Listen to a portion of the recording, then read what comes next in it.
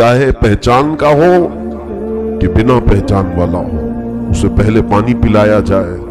اسی لیے تو آج محرم میں ہم ہر جگہ سبیلیں لگاتے ہیں، کثرت سے پانی پلاتے ہیں۔ ہر کسی مذہب سے تعلق رکھنے والا پانی پی کر کے جائے، کم از کم ہمارے ہاتھوں سے شربت پی کر کے جائے۔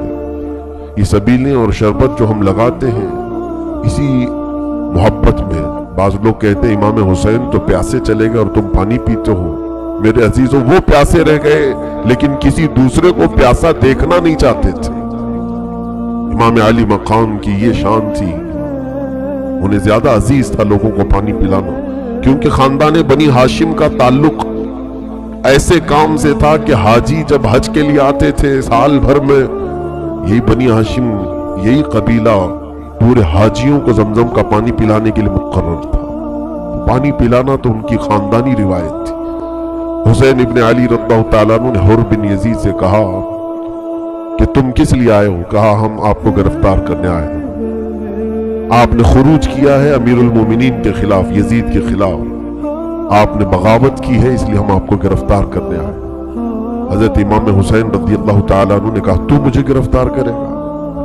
اور اس کے بعد اس کی باتوں کا خیال نہیں کیا، آگے چل پڑے، اور اس کے بعد اپنے قافلے والوں سے کہا کہ خیمے اٹھاؤ اور چل پڑو۔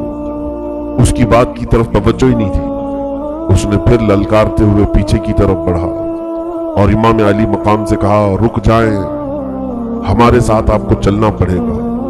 امام حسین نے کہا ثقلت کا امک، تیری ماں تجھ پر روئے۔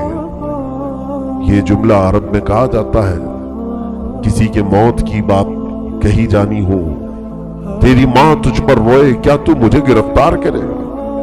حر بن یزید نے پلٹ کر کے ایک جملہ کہا، اے حسین، عرب کا کوئی دوسرا آدمی یہ جملہ کہتا تو میں ضرور اسے جواب دیتا، لیکن تمہاری ماں کو میں کیسے کہوں کہ تم فاطمہ کے بیٹے ہو؟ اسے اتنی خبر تو تھی کہ زہرا کا بیٹا ہے، اور اس نے گالی نہیں دی امام علی مقام کو۔ امام حسین نے وہیں سے یہ دیکھا کہ یہ زہرا کا چاہنے والا ہے، یہ فاطمہ سے محبت تو کرتا ہے۔ بہرحال اس قافلے کو آگے بڑھایا جاتا رہا، یہاں تک کہ حر بن یزید نے آگے پہنچ کر کے پھر قافلے کو روکا۔ امام حسین نے کہا کہ تم آخر چاہتے کیا ہو؟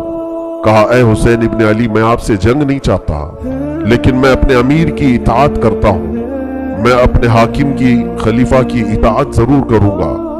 تو بعد میں بات ایسے اتفاق پائی کہ اس نے کہا حر بن یزید نے، ایک کام کریں آپ، کوئی ایسا راستہ لے لیں جو مدینے بھی نہیں جاتا ہو، کوفہ بھی نہیں جاتا ہو، کوئی دوسرا راستہ آپ اختیار کر لیں تاکہ میں اپنے امیر کی خلاف ورزی کرنے سے بچ جاؤں، نافرمانی کرنے سے بچ جاؤں۔ امام حسین نے اس کے مشورے کو قبول کیا اور بیچ کا ایک راستہ لے لیا جو نہ کوفہ کی طرف جاتا تھا نہ مدینے کی طرف۔ یہ راستہ چل پڑا۔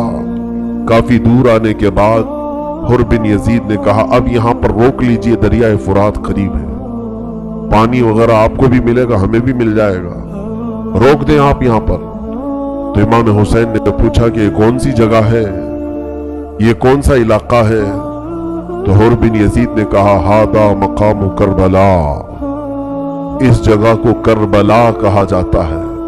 امام حسین نے کہا ہاذا مناخ رکابنا ومحط رجالنا رحالنا ومقتل رجالنا، یہی وہ جگہ ہے جہاں ہماری اونٹنیاں اتریں گی، ہمارے سوار یہاں اتریں گے، اور یہی وہ جگہ ہے جس کے متعلق میں نے سنا ہے کہ ہمارے جوانوں کی قتل گاہ ہے۔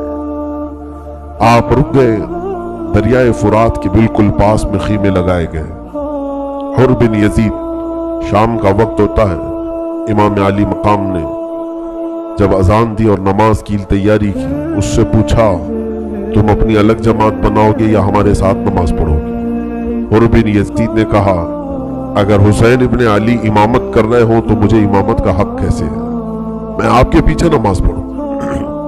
نماز ان کے پیچھے پڑھا، لشکر لے کر کے آیا ہے، مخالفت میں گرفتار کرنے کے لیے آیا ہے، اور نماز انہی کے پیچھے پڑھ رہا ہے۔ امام علی مقام کے پیچھے نماز ادا کیا، اس کے بعد امام حسین ابن علی رضی اللہ تعالیٰ عنہ نے اس سے کہا کہ دیکھو ہم صلح کی بات کرتے ہیں، ہم امن کی بات کرتے ہیں، تم لکھ کر کے بھیجو کہ ہم جنگ نہیں چاہتے، قتل نہیں چاہتے، خون ریزی نہیں چاہتے، میں تمہارے لیے صلح کی بات پیش کرتا ہوں۔ اس نے حاکم کوفہ عبید اللہ ابن زیاد کے پاس خط لکھا کہ حسین لڑنا نہیں چاہتے اور ہم نے ان کا راستہ روکا ہوا ہے۔ خط آنے کے بعد اس کو حر بن یزید کی بات پر یقین نہیں آیا،